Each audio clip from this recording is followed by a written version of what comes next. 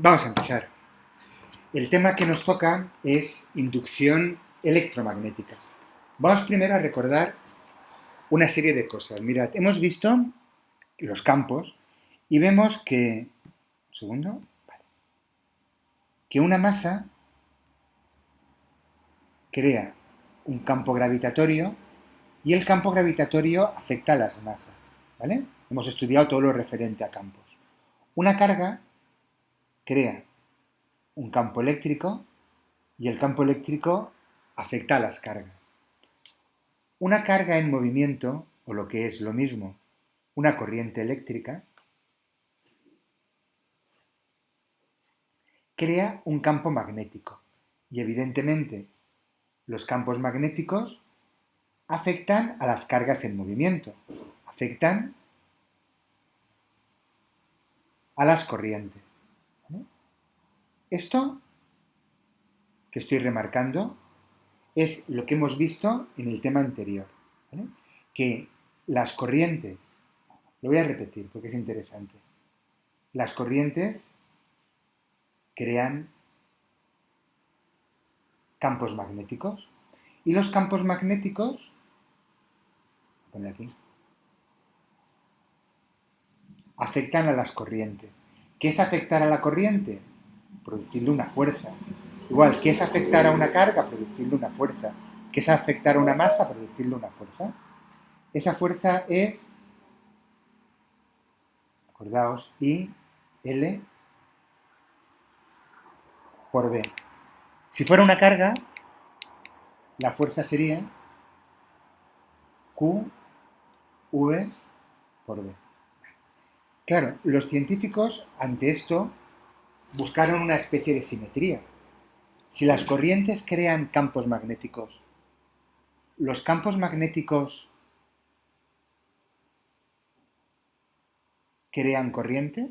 Es decir, yo puedo con un campo magnético, con un imán, para entendernos, crear una corriente eléctrica. Pues la respuesta es afirmativa, es un sí. Y vamos en cierta forma a ver cómo. Vale. Vamos a ver lo que se conoce como la ley de Faraday-Lenz. Y esto es el corazón del tema. ¿Sí? La ley de Faraday-Lenz. Faraday, mejor dicho, la aportación de Lenz es muy importante, pero es en cierta forma secundaria. Mirad, Faraday estaba investigando de la siguiente forma. Vamos a imaginar que tenemos una espira de corriente. La espira estaría cerrada, perdonad, estaría abierta, aunque nosotros la solemos dibujar cerrada, ¿vale? Y esta espira la voy a unir a un voltímetro.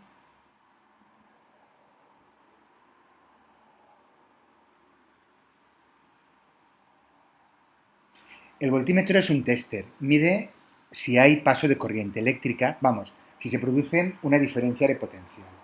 Entonces imaginaos que aquí tengo el cero, aquí tengo una aguja, que se mueve si por aquí pasa corriente eléctrica.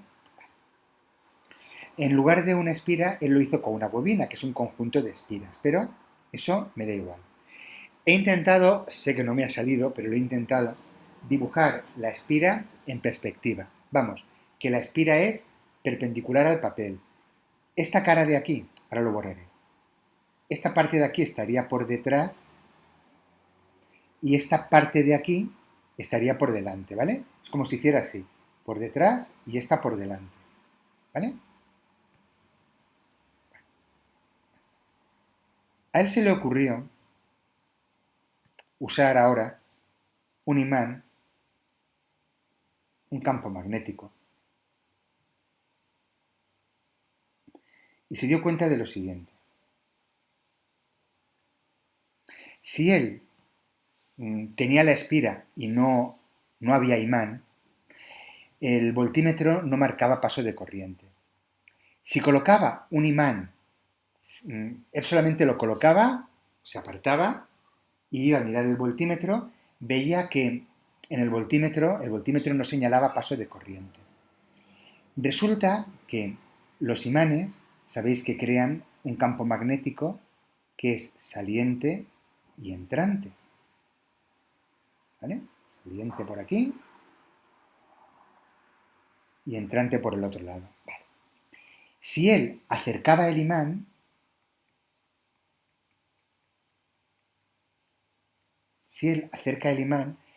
se dio cuenta que si lo tenía parado no, pero si lo acercaba, se producía un paso de corriente eléctrica por la espira.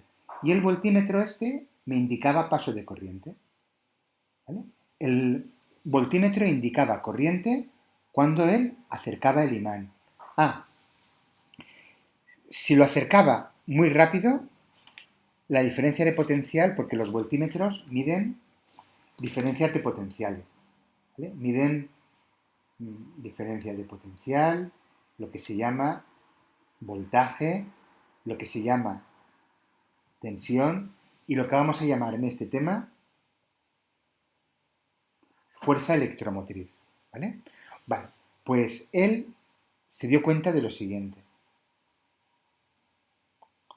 Cuando acercaba, si lo tenía quieto no, pero cuando acercaba el imán aparecía una fuerza electromotriz. Y cuanto más rápido acercaba el imán, la fuerza electromotriz mayor era. Si el imán lo dejaba quieto, no había fuerza electromotriz. Por otra parte, si en lugar de acercarlo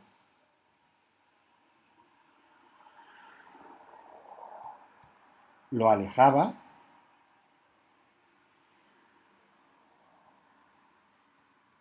también se producía una fuerza electromotriz. Claro, la fuerza electromotriz se producía no cuando estaba el imán, sino cuando movía el imán. El movimiento del imán era el que generaba una fuerza electromotriz. Claro, él podía mover el imán de dos formas. Podía moverlo acercándolo y alejándolo, y podía moverlo tal como yo lo he dibujado o al revés. En todos los casos, se produce una fuerza electromotriz. Vamos. Una tensión. A esa fuerza electromotriz se le llama fuerza electromotriz inducida. ¿Por qué? Porque es el movimiento del imán el que la produce, el que la induce. ¿Vale? Eso es una idea. Investigando este fenómeno, se dio cuenta de lo siguiente. Veamos.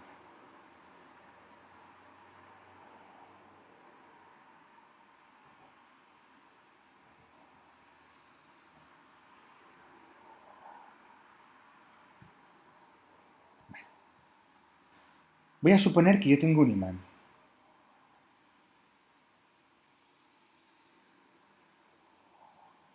Con sus líneas de campo que van para allá. Él se dio cuenta de que al acercar el imán, tal y conforme yo lo he dibujado, se generaba una corriente eléctrica que tenía este sentido.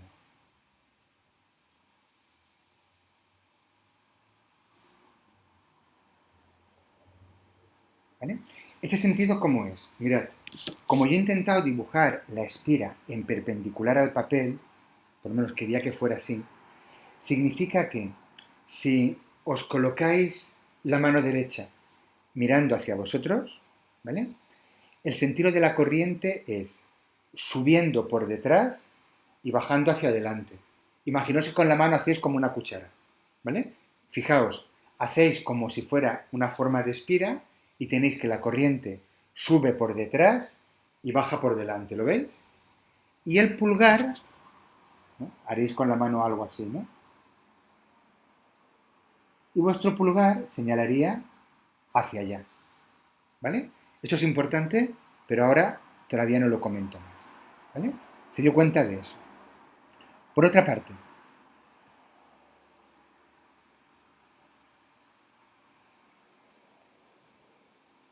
si el imán, en lugar de acercarlo, lo alejaba, resultaba que el sentido de la corriente, el signo de la diferencia de potencial, cambiaba. La corriente, en lugar de hacer así, hacía justo lo contrario. Subía por aquí y bajaba por detrás.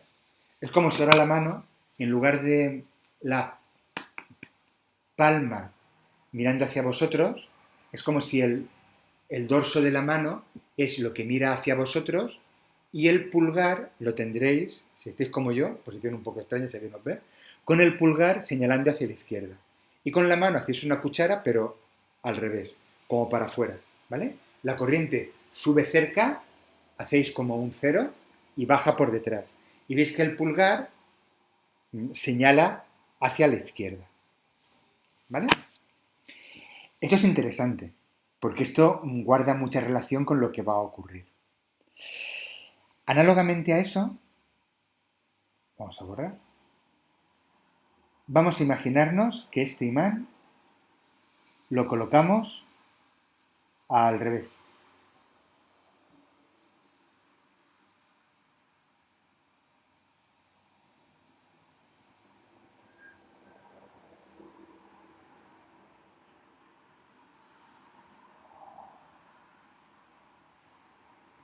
Por esta zona las líneas de fuerza salen, dan toda la vuelta, pero no lo voy a dibujar, y por esta zona las líneas de campo entran.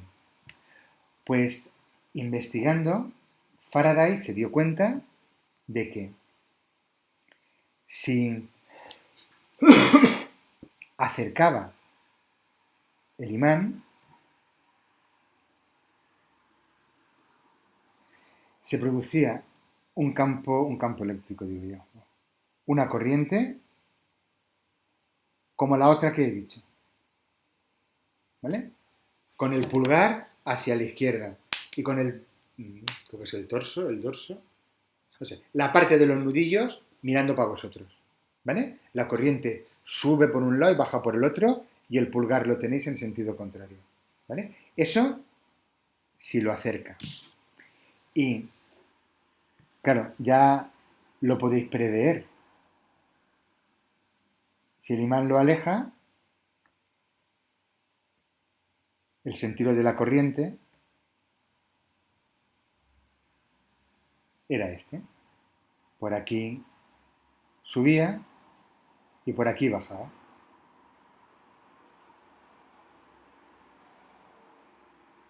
Bueno, Faraday y muchos investigadores, ahora os comentaré una cosita. Faraday investigó este fenómeno conjuntamente con otro científico, con Lenz, y promulgó una ley que lleva su nombre. Pero antes voy a recordaros un par de conceptos. Bueno, ¿alguna pregunta con esto? ¿No? Bueno, pues sigo, un poco. Estoy todavía en ley de Faraday-Lenz, ¿vale? Pero voy a incluir un punto dentro de ella. El concepto de flujo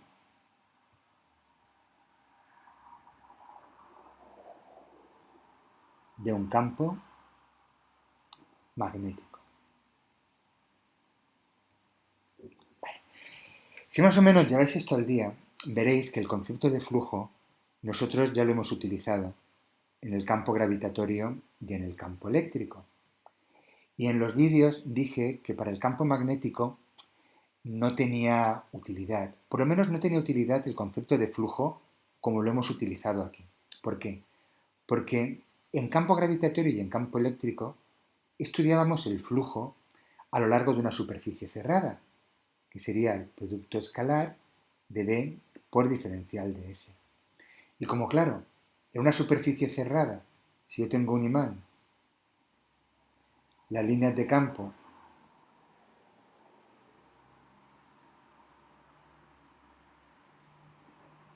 entran y salen, pues resulta que el flujo total es cero. Entonces esto no tiene utilidad entendido así. Pero yo voy a utilizar el concepto de flujo. De hecho es muy importante en este tema, pero no llevándomelo a una superficie cerrada, sino llevándome el flujo a lo largo de una superficie. ¿Vale? Esto sería el flujo a través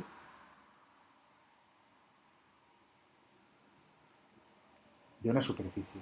No cerrada, ¿vale? No cerrada. Vale. El concepto de flujo nosotros ya lo conocemos. Si yo tengo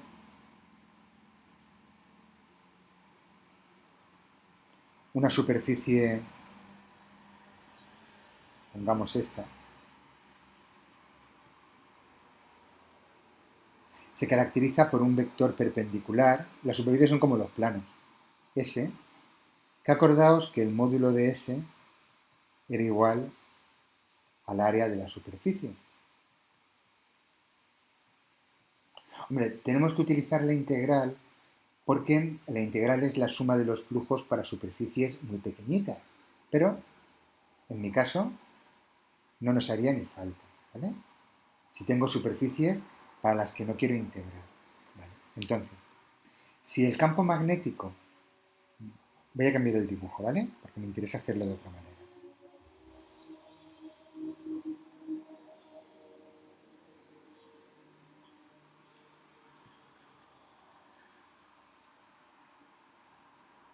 Yo tengo una superficie S con un vector perpendicular S, ¿vale? Si el campo magnético, lo voy a dibujar de otro color, va para allá,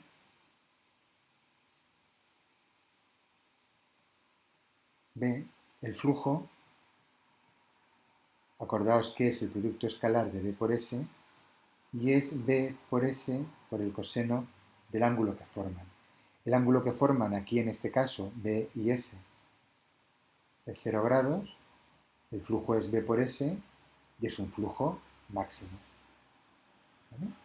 Si esta es la superficie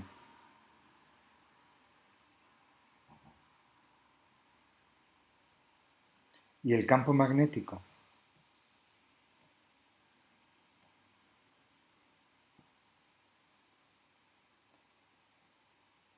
forma un cierto ángulo, pues aquí el flujo sí que, aunque es igual B por S, es B por S por el coseno del ángulo que forma. Me interesan sobre todo, porque esto es un caso genérico que luego estudiaremos, ¿no? Pero me interesa que entendáis bien los dos casos extremos. Cuando el flujo es máximo, B por S, y cuando la superficie y el campo son perpendiculares, y en ese caso, evidentemente, el flujo es cero. Bueno, B por S por el coseno de 90, 0, el flujo es cero, ¿vale? Vamos, que el flujo está entre un flujo máximo y un flujo mínimo.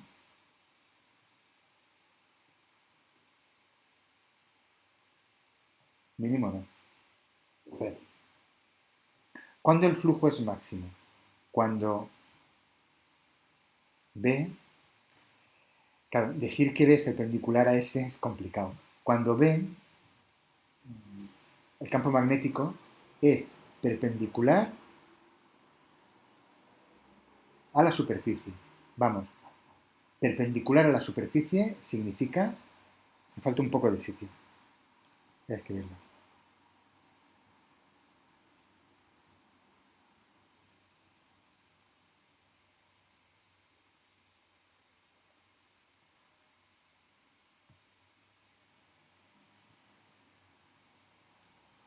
El flujo, máximo o cero.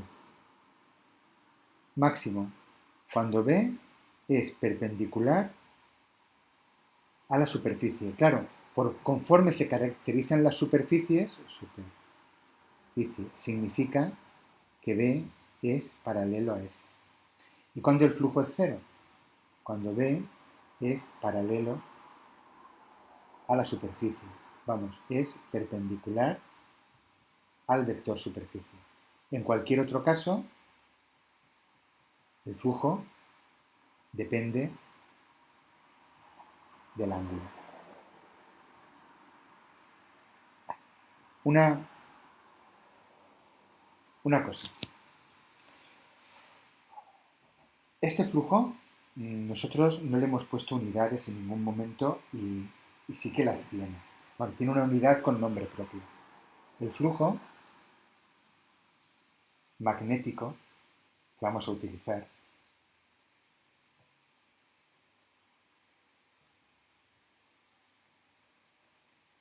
es campo por superficie, teslas por metro al cuadrado. ¿Vale? Es la unidad habitual. También se puede medir con la W y la B y eso se llaman Webers. ¿Vale? Vale. ¿Por qué me interesa el concepto de flujo? Pues un poco, si recordáis lo que hemos visto aquí, os daréis cuenta, bueno, ya lo he borrado esto, cómo caracterizar el que acerquemos o alejemos el imán a la espira. Claro, como una espira delimita una superficie. Un campo magnético que atraviesa la superficie va a crear un flujo. Pues la ley de Faraday-Lenz la vamos a enunciar a través del flujo, de una forma cómoda. Bueno, una cosa que nos interesa. Esta es la fórmula habitual del flujo, pero esto implica que tengamos que hacer una integral. En casos sencillitos, acordaos que la fórmula que utilizábamos era esta, B por S por el coseno del ángulo. Esta era un caso particular de esta, cuando yo era capaz de sacar el campo magnético e integrar la superficie. ¿Vale? Pero vamos, en nuestros casos sencillos nunca lo tendremos que hacer. ¿Vale? Haremos lo más fácil. Un segundo.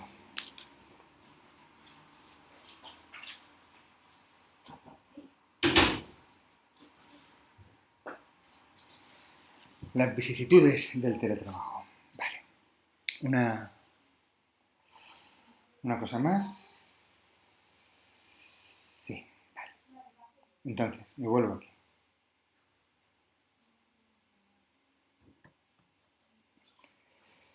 La ley de Faraday-Lenz sale de unir el concepto de flujo a las experiencias de Faraday. Porque Faraday se dio cuenta de lo siguiente. Voy a borrar para tener sitio. La fuerza electromotriz inducida,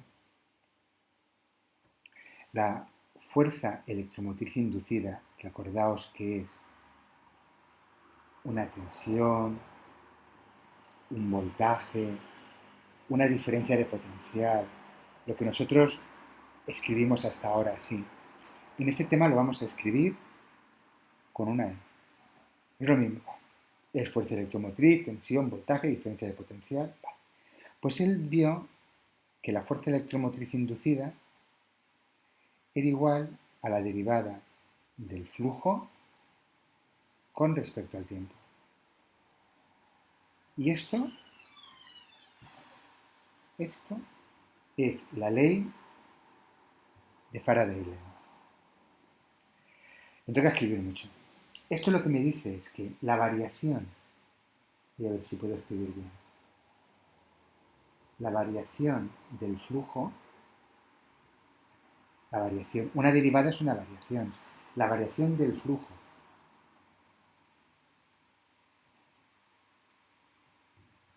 que atraviesa una espira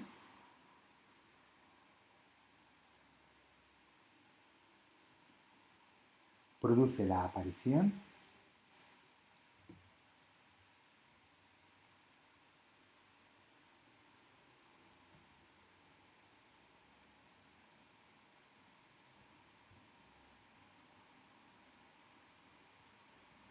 de una fuerza electromotriz inducida.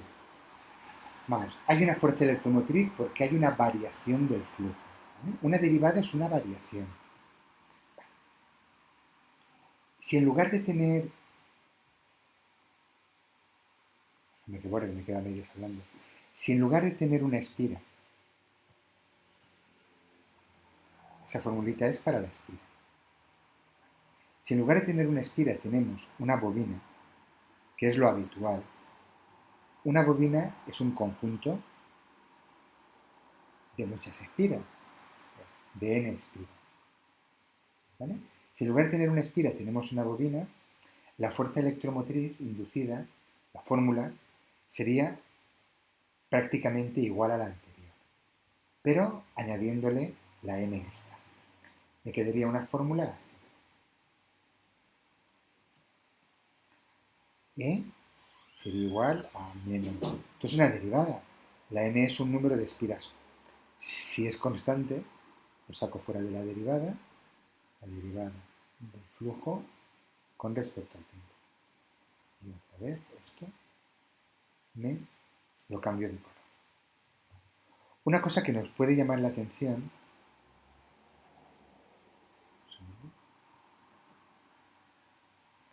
bueno, da igual, le he puesto el color, ¿vale? Es el signo menos.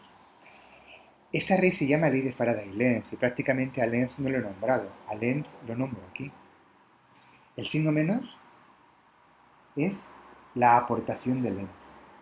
El signo menos indica lo siguiente, que el sentido de la corriente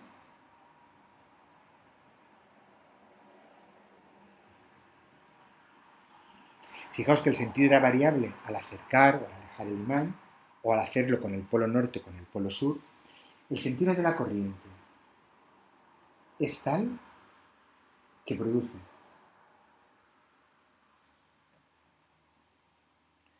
Bueno, yo sé que aquí vosotros dais física y no dais química, pero si dierais química, me diríais, profesor, eso que va usted a decir es la ley de Le Chatelier. Es como un principio de la naturaleza. El sentido de la corriente es tal que, mirad, si yo tengo una espira y por la espira circula una corriente, produce un campo magnético. Pues el sentido de la corriente es tal, la corriente inducida, que produce un campo magnético que se opone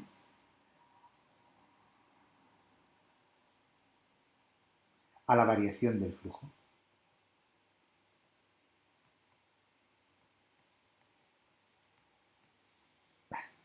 Ahora, una vez que conocemos la ley de Faraday-Lenz con estos ojos, esto es importantísimo. No se me salen las dos cosas en pantalla a la vez, pero es importantísimo. Esto, con esto, es la ley de Faraday-Lenz y engloba el 95% de la teoría de este tema. Bien, vamos a ver con otros ojos eso de la ley de Faraday-Lenz, el experimento de Lenz. Y luego os comentaré una cosa curiosa. Una cosa curiosa que sería el ejemplo de por qué es bueno tener ayudantes o trabajar más de uno. Ahora entenderéis por qué. Pero primero la ley. Bueno, yo voy a suponer que la espira esa de antes está mirando hacia mí. Ahora la dibujo en el papel. ¿Vale? Bueno, esto estaría conectado a un voltímetro, ¿vale? Pero eso ya ahora me da igual. ¿Vale? Me da igual. Y aunque no esté cerrada, porque no puede estarlo, seguro que esto estaría muy cerquita de esto y acabaría, ¿verdad? El dibujo cerrado. Vale, ahora, voy a imaginar que tengo un campo magnético paralelo al papel, ¿vale? Un campo magnético, paralelo no, perdonad, perpendicular. Por ejemplo, saliente.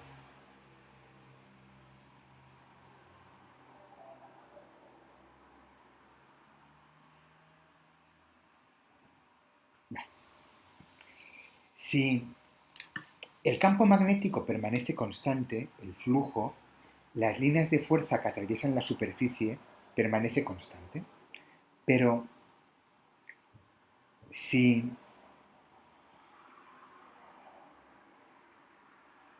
el campo magnético lo hago menos intenso, lo puedo hacer menos intenso porque yo alejo el imán, ¿vale? Si el campo magnético lo hago menos intenso, la cantidad de líneas de campo que atraviesan la superficie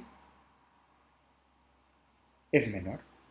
Hay una variación de flujo. Hay una variación de flujo. Claro, ¿cómo me opongo yo a la variación de flujo? Creando un campo magnético. Mirad, si era entrante y ahora sigue siendo entrante, pero menos, para oponerme a la variación de flujo, yo voy a generar un campo magnético que sea como, entrante digo, saliente, ¿vale? Los puntitos serán salientes hacia mí, ¿vale?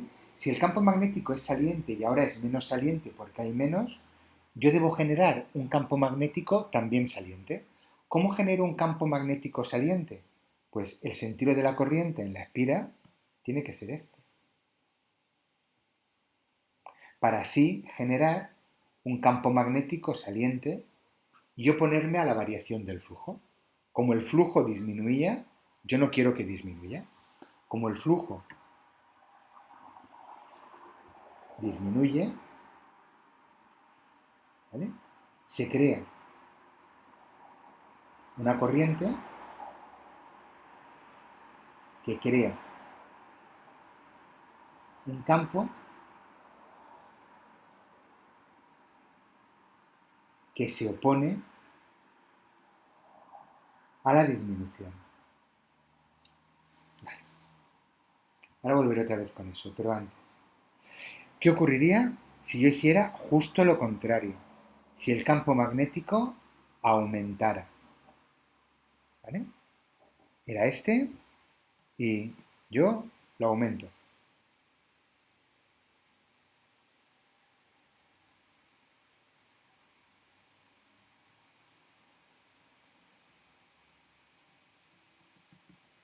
También hay una variación de flujo.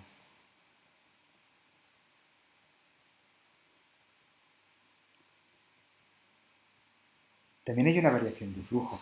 Claro, pero la variación ahora es diferente. ¿Qué ha hecho el flujo? El flujo aumenta. Voy a hacerlo con este color. ¿Vale? El flujo aumenta. Claro, al aumentar, ¿qué es lo que ocurre? Pues se tiene que generar una corriente eléctrica que produzca un campo magnético que se oponga al aumento. ¿Cómo tiene que ser la corriente creada para que se oponga al aumento? Pues tiene que ser entrante. ¿Cómo pondríais vosotros la mano derecha para que el pulgar fuera hacia abajo y genera un campo eléctrico, perdonad, un campo magnético entrante que se opusiera al aumento del flujo? Pues si habéis girado la mano como la estoy girando yo, veréis que en este caso el sentido de la corriente tiene que ser este. El flujo aumenta, entonces se crea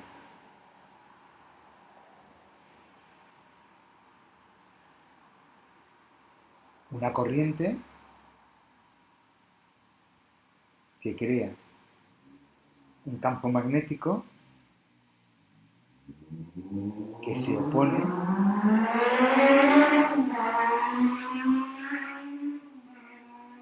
al aumento del flujo. Eso es genérico. Vale, la aportación de Lenz es, voy a decir simple, es la de indicar que el sentido de la corriente se opone a la variación de flujo. La fuerza electromotriz se produce porque el flujo cambia. ¿Vale? ¿Cómo expreso yo físicamente el cambio del flujo? El cambio del flujo se expresa con una derivada. El cambio del flujo es una derivada. La derivada del flujo con respecto al tiempo.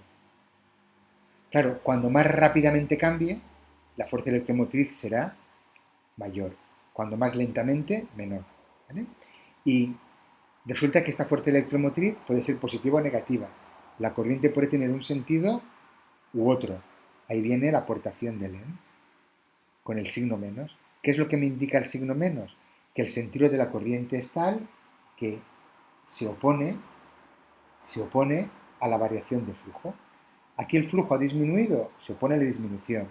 Aquí el flujo ha aumentado, se opone al aumento.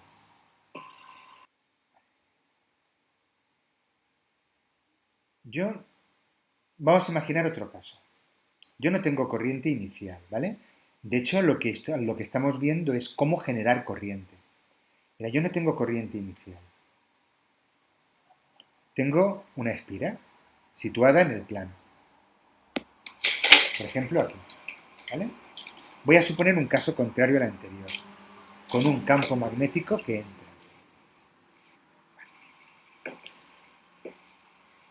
Este caso, este y este, suponiendo que las espiras fueran iguales, cosa que no son, esos dos casos son exactamente iguales. No hay variación de flujo. Y si no hay variación de flujo, no hay corriente. ¿Vale? Aquí hay flujo, pero no hay variación. Para que haya una fuerza electromotriz inducida, tiene que haber variación de flujo. Vuelvo a repetir. Si no hay variación de flujo, no hay corriente. Entonces, voy a borrar este de aquí. Me he precipitado mucho borrándolo. ¿Cómo puede ser una variación? Una variación puede ser un aumento o una disminución. Si aquí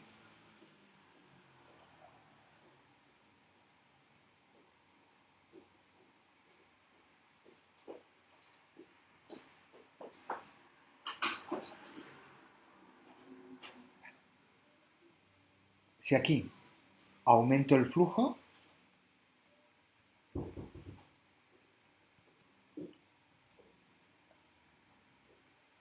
lo aumento, ¿no? Y aquí lo disminuyo,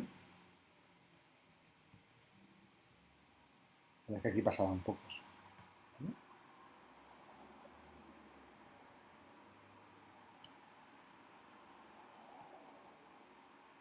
Un segundo para que me quede un poco mejor.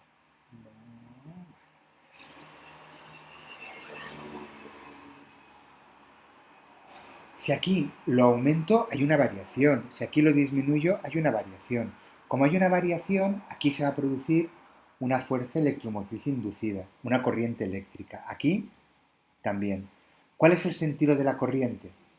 El sentido de la corriente es tal que me opongo a la variación.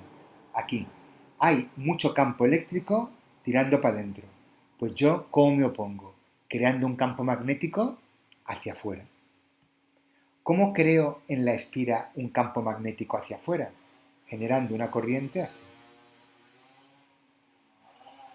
Porque esa corriente genera un campo magnético hacia afuera. Y como el campo magnético va hacia adentro, al crear yo uno hacia afuera, me opongo a la variación. Aquí, resulta que ahora que iba hacia adentro, pero yo le he quitado, ya no va tanto hacia adentro. ¿Cómo será la fuerza electromotriz inducida? Creará una corriente que irá hacia aquí, para producir un campo magnético hacia adentro. ¿Vale? Eso es la ley de Faraday-Lenz. La fuerza electromotriz es debida a la variación del flujo. No a que haya flujo, sino a que cambie. ¿Vale? No es que haya flujo, es que tiene que cambiar. Y eso genera una corriente que se opone a la variación. Vale. Lo que quiero yo indicaros es que hay fuerza electromotriz, y esto es muy importante, hay fuerza electromotriz inducida, ¿vale? O, lo que voy a poner aquí, se genera corriente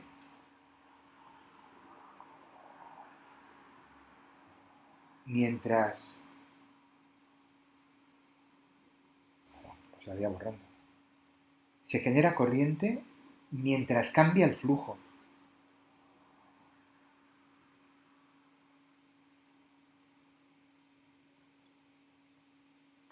Por eso os decía lo de acercar o alejar el imán, pero no a quedarse quieto.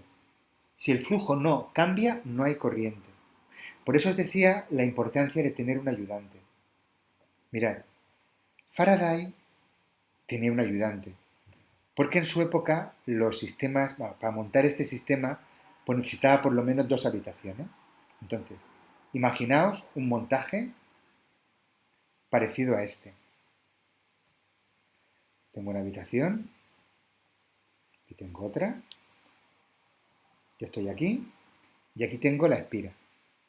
En lugar de una espira, una bobina. Y en la otra habitación, es el pasillo para correr, tengo el voltímetro. Y aquí tengo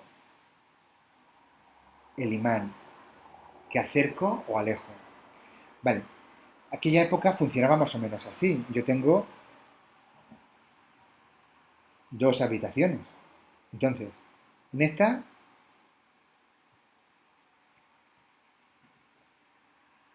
estaba el ayudante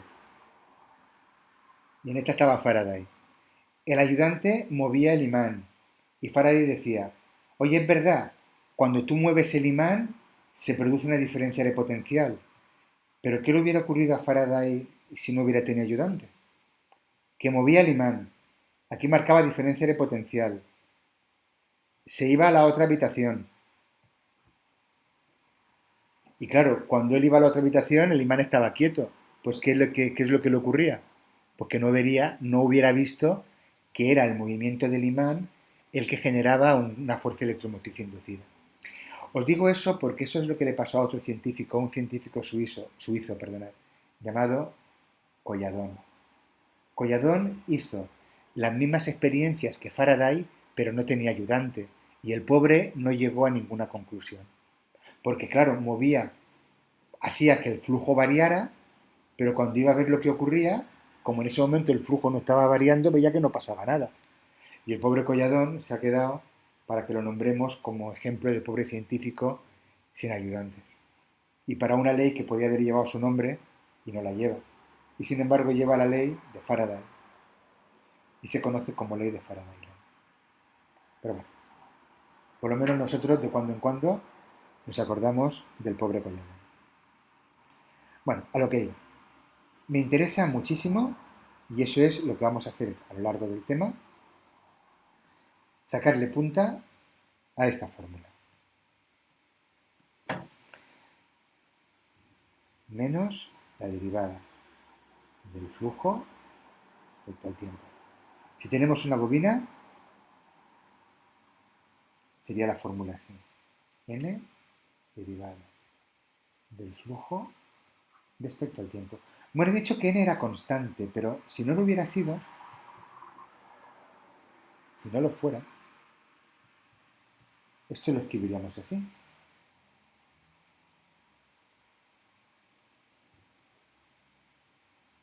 ¿Vale? Y aquí recordaros una cosa. La variación del flujo, esta idea que se os queda en la cabeza, es lo que produce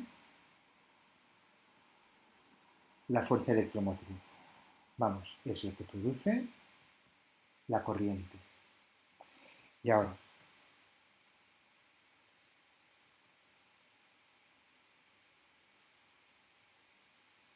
la pregunta que voy a hacer, y es el desarrollo del tema, es ya bastante evidente.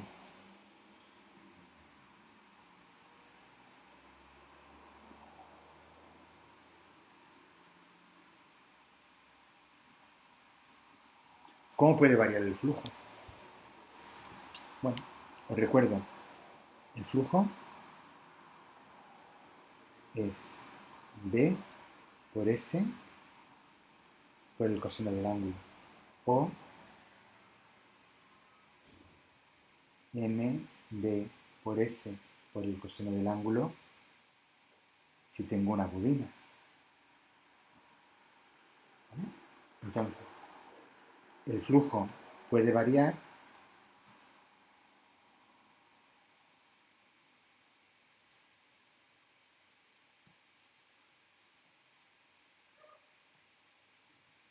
variando B,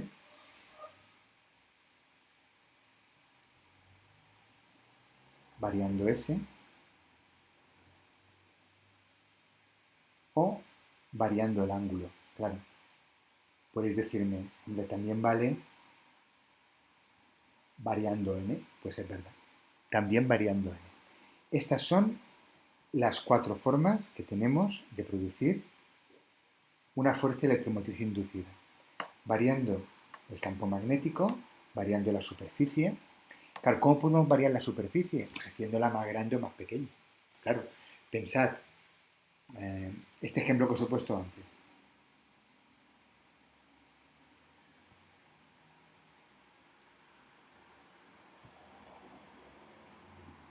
Yo puedo variar la superficie aumentando la superficie. Si yo aumento la superficie, ¿el flujo que ha hecho? Disminuir. Claro, el flujo aquí es menor.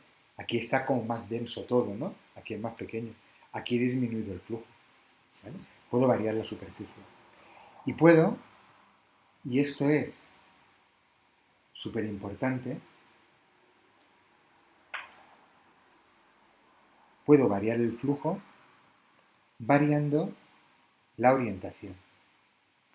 Mirad, en la práctica todo esto tiene muchísima utilidad. De hecho, nosotros vivimos en un mundo en el que utilizamos mucho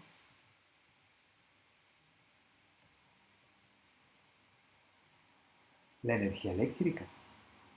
Todo lo que hay a nuestro alrededor, todo no. Pero muchísimas cosas funcionan con energía eléctrica.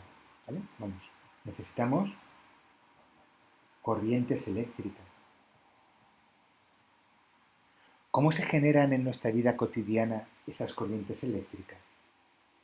Pues esas corrientes eléctricas se generan todas gracias a esta formulita.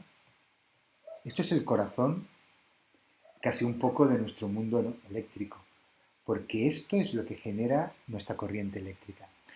Y de estas 3 cosas, luego lo veremos, nuestro mundo eléctrico, nuestras corrientes eléctricas que nos abastecen de energía eléctrica, se producen gracias a que está variando el flujo.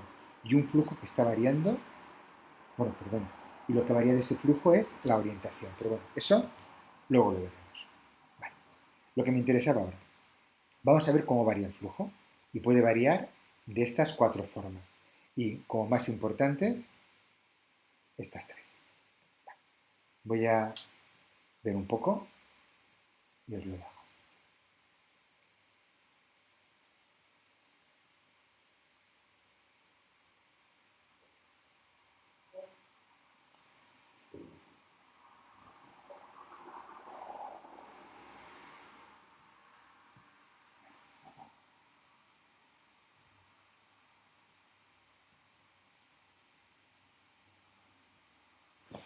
Vamos a ver la variación de B, ¿vale? Entonces, vamos a utilizar, para no escribir siempre 2 fórmulas, esta de n, de momento voy a obviarla. Y si tuviéramos una bobina la utilizaríamos, ¿vale? Entonces, yo escribiría que es igual a menos la derivada con respecto al tiempo, ¿vale? Y lo que haríamos sería sustituir en el valor del flujo su fórmula. Y tenemos 2 formas de proceder. Si sabemos cómo varía el campo magnético con el tiempo, derivamos. Y si no lo sabemos, ahora con un ejemplo lo veréis claro, ¿vale? Si no lo sabemos, usamos un cociente incremental. ¿Qué es un cociente incremental? Pues vamos, en lugar de escribir la fórmula así con derivada, la escribimos así. Al fin y al cabo sabéis que la derivada es el caso extremo de un cociente incremental cuando se hace muy rápidamente. Usaríamos esto. Variación de flujo partido del tiempo. Voy a hacer, lo he buscado antes de la clase, un segundico.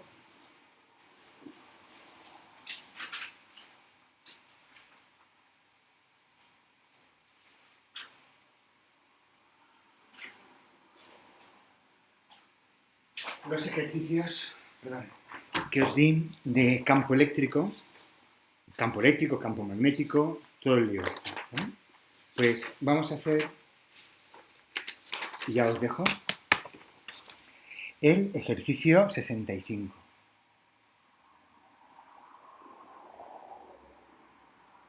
¿Vale? No, el 65, perdón, ese es teórico. El 65 es teórico. Es lo que os he explicado, enunciar la ley de Faraday-Lenz, significado de la ley de Lenz.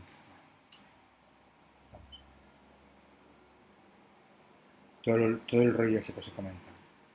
Ahora lo que me interesa es el 66. Lo hacemos rápidamente y os dejo. Este dice, un campo magnético variable con el tiempo de módulo B igual a 2 por el coseno de 300t teslas, forma un ángulo de 45 grados con el plano que contiene a una espira conductora circular de 10 centímetros de radio.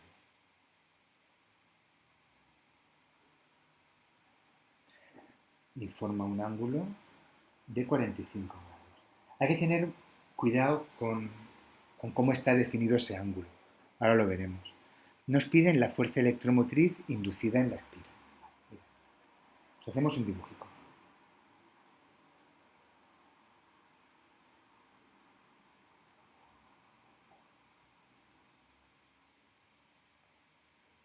Hacemos un dibujico de esta forma. Yo tengo el plano, tengo a una espira y me dicen que el campo magnético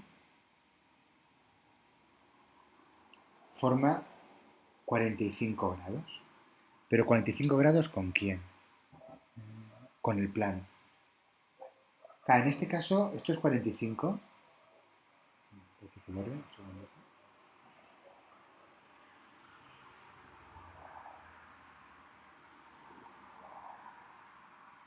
Son iguales que estos, pero en otros casos no. ¿Vale? Tenemos que tener mucho cuidado.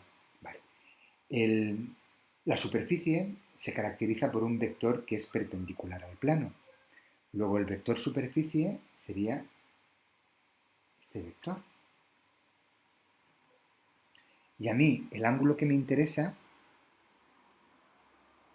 no es este ángulo que me han dado. El ángulo que me interesa es este, el que hay entre ellos. Claro, ahora tengo la suerte de que si estos son 90 grados, este ángulo también es 45 grados. Pero no es 45 porque me lo hayan dicho, es porque yo lo he obtenido, ¿vale? Vale, entonces, yo tengo que b es una función de t. Yo puedo hacer la derivada. E es igual a menos derivada del flujo con respecto al tiempo. Vale, ¿cuánto vale el flujo? El flujo vale, voy a escribirlo aquí, ¿vale? B por S por el coseno del ángulo. ¿Sé lo que vale B? Sí. ¿Sé lo que vale el coseno del ángulo? Sí. ¿Sé lo que vale S? Casi. La superficie es una espira circular, pues la superficie es pi r al cuadrado. Vale, la fórmula del círculo la sabéis, no sabéis la cantidad de gente que tiene problemas mal por eso. ¿Vale? Pues esto sería pi por 0,1 al cuadrado, lo que nos salga, ¿vale? Esto sería lo que nos salga. Y esto lo sustituyo aquí. Bueno, en el flujo, ¿no? El flujo sería 2 por 0,1 al cuadrado es 1 por 10 elevado a menos 2, ¿no? Pues 10 elevado a menos 2 por pi por el coseno de 300t por el coseno de 45 que es raíz de 2 partido 2. Bueno, dándole un poquito de forma a esto, este 2 se va con este 2, todo lo que está delante de la función trigonométrica lo ponemos delante. Esto es raíz de 2pi partido 100 por coseno de 300t. ¿Vale? Bueno, yo sé que si lo hacéis con calculadora esto os sale un número, pero bueno, dará igual, ¿vale? Hacerlo con calculadora que dejarlo así. Entonces, la fuerza electromotriz inducida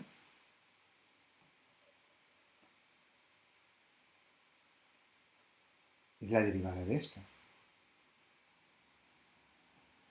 Sería menos la derivada de esto. Raíz de 2pi partido 200, la derivada del coseno menos seno.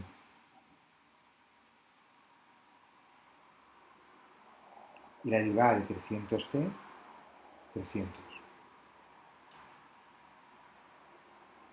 Esto sería 3 raíz de 2 partido 2pi por el seno de 300t por 10. Esa es la fuerza electromotriz inducida. Claro, la fuerza electromotriz inducida en este caso depende del tiempo. Bueno, mañana continuaré. Os voy a dejar que penséis 3 ejercicios, ¿vale? Y mañana los corrijo. Serían el 70, el 74 y el 75. ¿Vale?